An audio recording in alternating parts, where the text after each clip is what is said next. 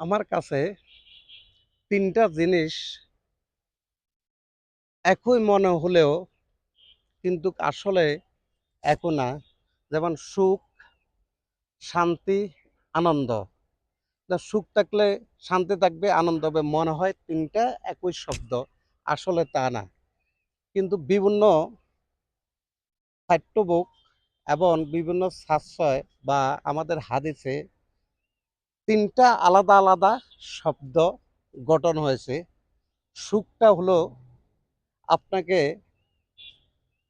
বাসে করে যাইতেছেন বা মেট্রো রেলে করে আপনি বাড়ি যাচ্ছেন, বাসের মধ্যে মেট্রো রেলের সিট নেই, কেউ দাঁড়ায় আপনাকে বসার জন্য সিটটা দিছে, এটা একটা সুখ।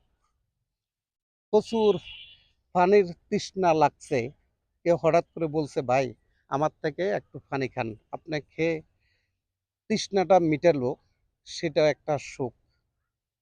সেম সুখটা হচ্ছে শরীরের জন্য। শরীরে আপনার পানিটা খাওয়ার পরে শরীরের যে এনার্জি আসছে সেটা একটা সুখ। আর বাসে যে ভদ্রলোক নিজে না বসে আপনাকে বসার জন্য দিছে সেটা একটা সুখ, সেটা হচ্ছে শরীরের সুখ। আর শান্তিটা হচ্ছে মনের। আমার মা হাসপাতালে অপারেশন থিয়েটারে কিছুক্ষণ পর ডাক্তার সাহেব এসে আমাকে বলল আপনার আম্মার অপারেশনটা সাকসেসফুল হয়েছে। সেটা হচ্ছে মনের সুখ। ধরেন আপনি কোথাও যাচ্ছেন বেশ দূরে, দেশে বা বিদেশে, বারবার আপনার ওয়াইফ, আপনার সন্তান বারবার বলতেছে বাবা তুমি কোথায় আছো, বা আপনার ওয়াইফে বলতেছে তুমি কোথায়, কতটুক গেছো, এখন কোথায় আছো, কি করতেছো, খোঁজ খবর নেওয়া।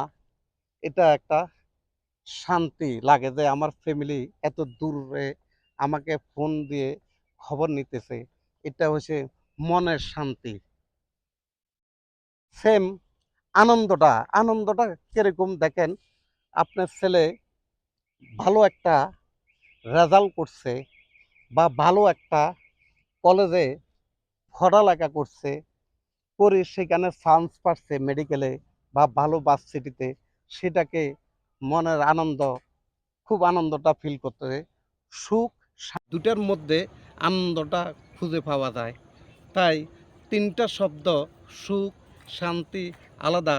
৩ টা একই হলে কিন্তু ৩ টা ৩ রকমের কাজ করে।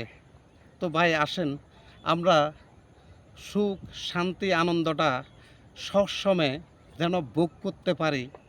আমরা আল্লাহর কাছে ৫ ওয়াক্ত নামাজ পড়ে আশা করি, হে আল্লাহ আমাদেরকে সুখ এবং শান্তি, আনন্দটা তুমি ভাগ করে দিও। আল্লাহর কাছে আমাদের চাওয়া তো এটাই।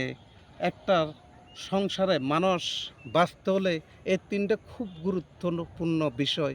সুখ না থাকলে শান্তি নেই, শান্তি না থাকলে আনন্দ নেই।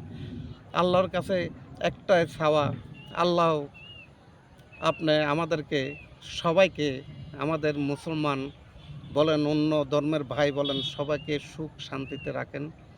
সবাই ভালো থাকবেন, সুস্থ থাকবেন। আসসালামু আলাইকুম।